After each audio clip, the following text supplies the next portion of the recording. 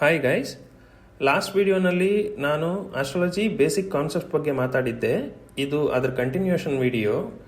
Last ವಿಡಿಯೋನಲ್ಲಿ ನಾನು ಕಾಲಪುರುಷ ಕುಂಡಲಿ ಅಂದರೆ ಏನು, ಕಾಲಪುರುಷ ಕುಂಡಲಿರುವ 12 ಮನೆಗಳು ಯಾವುದು ಮತ್ತು 12 ರಾಶಿಗಳು ಯಾವುದು, ಜ್ಯೋತಿಷ್ಯ ಶಾಸ್ತ್ರಕ್ಕೂ ವೆಸ್ಟರ್ನ್ ಝೋಡಿಯಾಕ್ಗೂ ಇರೋ ಡಿಫ್ರೆನ್ಸ್ ಏನು ಅಂತ ಹೇಳಿದ್ದೆ. ಅಷ್ಟೇ ಅಲ್ಲದೆ 12 ಮನೆಗಳಲ್ಲಿ ಒಂದೊಂದು ಮನೆಯು ಏನನ್ನು ಸೂಚಿಸುತ್ತೆ ಅನ್ನೋದು ಹೇಳಿದ್ದೆ. ಮುಂದಿನ ವಿಡಿಯೋಗಳಲ್ಲಿ ಪ್ರತಿ ಒಂದು ಮನೆಗೂ ಇನ್ ಡೆಪ್ತ್ ವಿಡಿಯೋ ನಾನು ಮಾಡ್ತೀನಿ.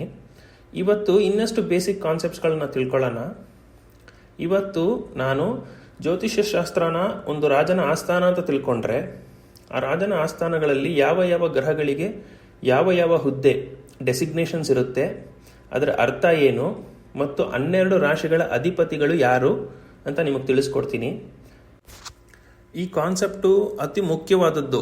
ಯಾಕೆ ಅಂತಂದರೆ, ನೀವು ನಿಮ್ಮ ಜಾತಕವನ್ನು ಪರಾಮರ್ಶೆ ಮಾಡಬೇಕು ಅಂತಂದರೆ ಯಾವ ಯಾವ ಸ್ಥಾನದಲ್ಲಿ ಯಾವ ಯಾವ ಗ್ರಹಗಳಿದ್ದಾರೆ ಅಂತ ನೋಡಬೇಕಾಗತ್ತೆ. ಅಷ್ಟೇ ಅಲ್ಲದೆ ಯಾವ ಮನೆಯ ಅಧಿಪತಿ ಒಳ್ಳೆ ಸ್ಥಾನದಲ್ಲಿ ಕೂತಿದ್ದಾನ, ಅಂದರೆ ಶುಭ ಸ್ಥಾನದಲ್ಲಿ ಕೂತಿದ್ದಾನ, ಅಶುಭ ಸ್ಥಾನದಲ್ಲಿ ಕೂತಿದ್ದಾನ, ಅವನು ಎಷ್ಟು ಸ್ಟ್ರಾಂಗ್ ಆಗಿದ್ದಾನೆ, ಎಷ್ಟು ಬಲಹೀನವಾಗಿದ್ದಾನೆ, ಉಚ್ಚನಾಗಿದ್ದಾನ, ನೀಚನಾಗಿದ್ದಾನ, ಇದೆಲ್ಲ ತಿಳ್ಕೋಬೇಕು ಅಂತಂದರೆ ನಿಮಗೆ ರಾಶಿಗಳ ಅಧಿಪತಿ ಮೊದಲು ತಿಳ್ಕೊಂಡಿರಬೇಕು. So let start the video.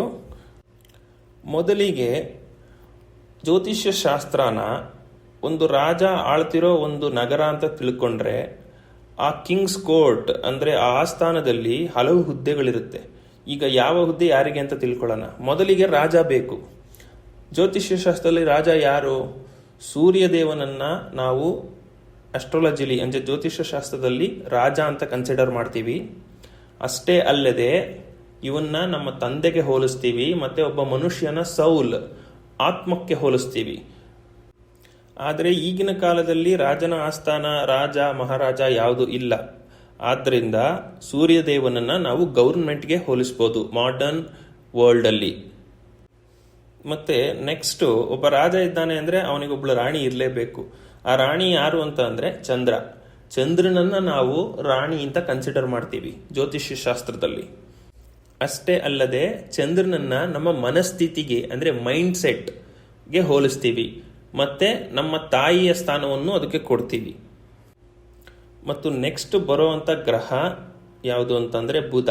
ಒಬ್ಬ ರಾಜ ರಾಣಿ ಆದ ನಂತರ ಒಬ್ಬ ರಾಜಕುಮಾರ ಇರಲೇಬೇಕಲ್ವಾ. ಸೊ ಆ ರಾಜಕುಮಾರನ್ನ ಬುಧ ಗ್ರಹ ಅಂದರೆ ಮರ್ಕ್ಯುರಿ ಸೂಚಿಸುತ್ತೆ. ಅಷ್ಟೇ ಅಲ್ಲದೆ ಬುಧವನ್ನ ಬುದ್ಧಿವಂತಿಕೆ ಅಂತಲೂ ಕರೆಯೋದ್ರಿಂದ accountant of the king's court ಅಂತ ಕೂಡ ಕರೀತಾರೆ. ರಾಜ ರಾಣಿ ರಾಜಕುಮಾರ ಆದ ನಂತರ ಬರೋದೇನು ಅಂತಂದ್ರೆ, ಇವರಿಗೆ ಅಡ್ವೈಸ್ ಮಾಡುವಂತ, ಬುದ್ಧಿವಾದ ಹೇಳುವಂತ, ಮಾರ್ಗದರ್ಶನ ನೀಡುವಂತ ಗುರುಗಳೇ ನೆಕ್ಸ್ಟ್ ಬರೋದು. ಆದರೆ ಇಲ್ಲಿ ಗುರುಸ್ಥಾನನ 2 ಗ್ರಹಗಳಿಗೆ ಕೊಡ್ತಾರೆ. ಯಾಕೆ ಅಂತಂದ್ರೆ ಜ್ಯೋತಿಷ್ಯ ಶಾಸ್ತ್ರದಲ್ಲಿ ಸುರರು ಉಂಟು, ಅಸುರರು ಉಂಟು, ದೇವನು ಇದ್ದಾನೆ, ರಾಕ್ಷಸನೂ ಇದ್ದಾನೆ.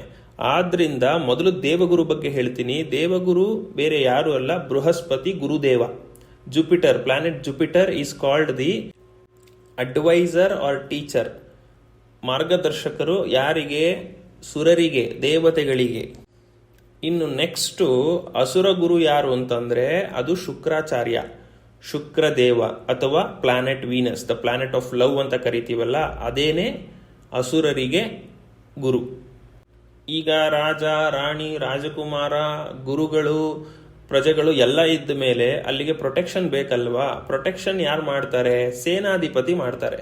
ರಾಜನ ಆಸ್ಥಾನದಲ್ಲಿ ಸೇನಾಧಿಪತಿ ಸ್ಥಾನ ಇಲ್ಲಿ ತಗೊಳ್ಳೋದು ಮಂಗಳ, ಕುಜ ಅಥವಾ ಪ್ಲಾನೆಟ್ ಮಾರ್ಸ್.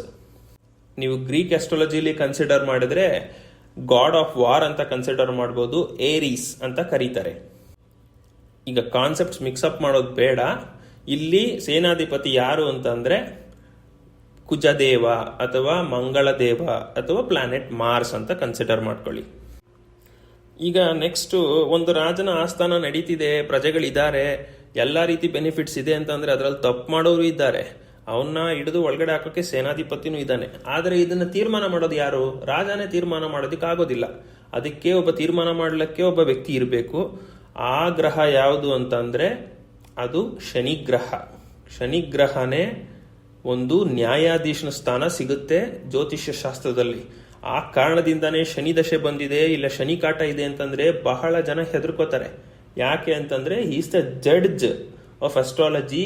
ಅವನು ನಿಮ್ಮ ಕರ್ಮಾನುಸಾರ ನಿಮಗೆ ಪ್ರತಿಫಲಗಳು ಇಲ್ಲ ಶಿಕ್ಷೆಗಳನ್ನ ಕೊಟ್ಟೇ ಕೊಡ್ತಾನೆ. ಅವನ ಶಿಕ್ಷೆ ಇಲ್ಲ ಪ್ರತಿಫಲವನ್ನು ತಪ್ಪಿಸ್ಕೊಳ್ಳೋಕೆ ಯಾರಿಂದಲೂ ಸಾಧ್ಯ ಇಲ್ಲ. ನಿಮ್ಗೆ ಒಳ್ಳೇದಾಗಬೇಕು ಅಂತ ಇದ್ರೆ ನಿಮ್ಮ ಕರ್ಮದ ಆಧಾರದ ಮೇಲೆ ನೀವು ಕೇಳಂಗೂ ಇಲ್ಲ, ಅವನೇ ಕೊಡ್ತಾನೆ. ನೀವೇನಾದರೂ ತಪ್ಪು ಮಾಡಿದ್ರೆ ನೀವು ಕೇಳಲಿಲ್ಲ ಅಂತಂದ್ರೂ ಬೇಡ ಅಂತ ಓಡೋದ್ರೂ ಬಿಡೋದಿಲ್ಲ, ಕೊಟ್ಟೇ ಕೊಡ್ತಾನೆ ಶಿಕ್ಷೆ. ಇನ್ನು ನೆಕ್ಸ್ಟ್ ಬರೋದು ಯಾವುದು ಅಂತಂದ್ರೆ ರಾಹು ಮತ್ತು ಕೇತು.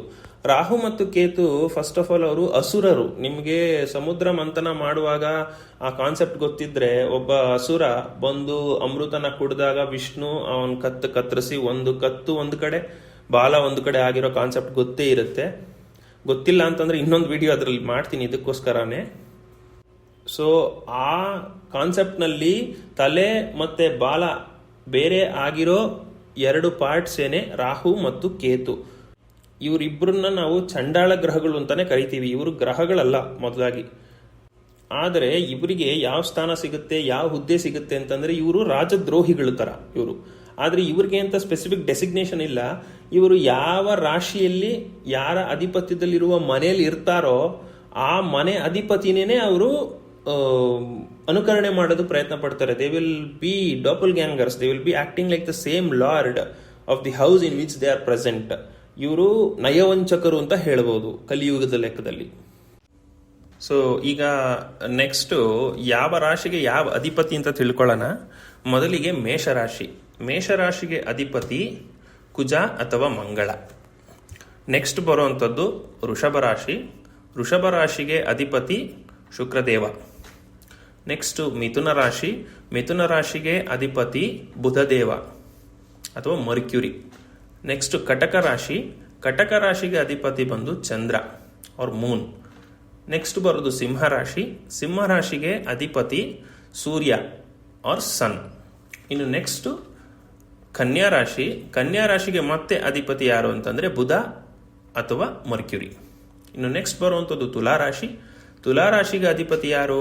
ಶುಕ್ರ, ವೀನಸ್. ಇನ್ನು ನೆಕ್ಸ್ಟ್ ಬರುವಂಥದ್ದು ವೃಶ್ಚಿಕ ರಾಶಿ, ಸ್ಕಾರ್ಪಿಯೋ. ಇದಕ್ಕೆ ಅಧಿಪತಿ ಯಾರು? ಮತ್ತೆ ಕುಜ ಅಥವಾ ಮಂಗಳ ಅವ್ರ ಮಾರ್ಸೆ ಇದಕ್ಕೆ ಅಧಿಪತಿ. ನೆಕ್ಸ್ಟ್ ಬರುವಂಥದ್ದು ಧನಸ್ಸು ರಾಶಿ. ಇದಕ್ಕೆ ಅಧಿಪತಿ ಬಂದ್ಬಿಟ್ಟು ಗುರುದೇವ, ಬೃಹಸ್ಪತಿ ಗುರುದೇವ, ದೇವಗುರು, ಅಸುರ ಗುರು ಅಲ್ಲ ದೇವಗುರು.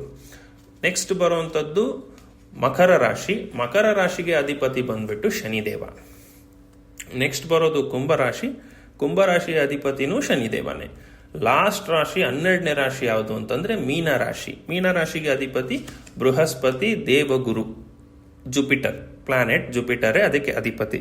ಸೊ ಈಗ ನೀವು 12 ಗ್ರಹಗಳ ಅಧಿಪತಿಗಳನ್ನ ನೀವು ನೋಡಿದ್ರೆ ಬುಧ, ಗುರು, ಶುಕ್ರ, ಶನಿ ಮತ್ತು ಕುಜ ಇವರೆಲ್ಲರಿಗೂ ತಲಾ 2 ರಾಶಿಗಳ ಅಧಿಪತ್ಯ ಕೊಡ್ತಾರೆ. ಮತ್ತು ಉಳಿದಂತ 2 ರಾಶಿಯಲ್ಲಿ ಒಂದು ಅಧಿಪತ್ಯ ಚಂದ್ರನಿಗೆ, ಒಂದು ಅಧಿಪತ್ಯ ಸೂರ್ಯನಿಗೆ ಕೊಟ್ಟಿದ್ದಾರೆ. ಮೊದಲೇ ಹೇಳದಂತೆ ರಾಹು ಮತ್ತೆ ಕೇತುಗಳಿಗೆ ಯಾವುದೇ ರಾಶಿಗಳ ಅಧಿಪತ್ಯ ಕೊಡೋದಿಲ್ಲ. ಯಾಕೆ ಅಂತಂದ್ರೆ ಅವರು ಇಂಪೋಸ್ಟರ್ಸ್. ಅವರು ಯಾವ ರಾಶಿಯಲ್ಲಿ ಇರ್ತಾರೆ ಆ ರಾಶಿಯ ಅಧಿಪತಿಯನ್ನೇ ಅನುಕರಣೆ ಮಾಡ್ತಾರೆ. ಫಾರ್ ಎಕ್ಸಾಂಪಲ್, ಇವಾಗ ತುಲಾ ರಾಶಿಲಿ ರಾಹು ಇದ್ದಾನೆ ಅಂತ ತಿಳ್ಕೊಳ್ಳಿ. ತುಲಾ ರಾಶಿಗೆ ಅಧಿಪತಿ ಯಾರು? ಅಸುರ ಗ್ರಹ ಶುಕ್ರಾಚಾರ್ಯರೇ ಅಧಿಪತಿಗಳು. ರಾಹು ಇಲ್ಲಿ ಶುಕ್ರಾಚಾರ್ಯರಂತೆಯೇ ಬಿಹೇವ್ ಮಾಡ್ತಾನೆ, ಬೇರೆ ಯಾವ ಗ್ರಹಗಳಂತೆ ಬಿಹೇವ್ ಮಾಡಲ್ಲ. ಅವನದೇ ತನ್ನದೇ ಆದ ಒಂದು ಇನ್ನೇಟ್ ಪರ್ಸನಾಲಿಟಿ ರಾಹುಗಿರೋದಿಲ್ಲ. He is going to imitate the lord of the house which he is placed in. So ನೀವು ಲಾಸ್ಟ್ ವಿಡಿಯೋದಲ್ಲಿ ನಾನು ಹೇಳಿದ ಕಾನ್ಸೆಪ್ಟ್ಸ್ನ ಮತ್ತು ಇವತ್ತಿನ ಕಾನ್ಸೆಪ್ಟ್ಸ್ನ ತುಂಬ ಚೆನ್ನಾಗಿ ತಿಳ್ಕೋಬೇಕು. ಯಾಕೆ ಅಂತಂದರೆ ಇದು ಬೇಸಿಕ್ಸು. ಇನ್ನಷ್ಟು ಬೇಸಿಕ್ಸ್ ಇದೆ, ಮುಂದಿನ ವಿಡಿಯೋಗಳಲ್ಲಿ ಹೇಳ್ಕೊಡ್ತೀನಿ.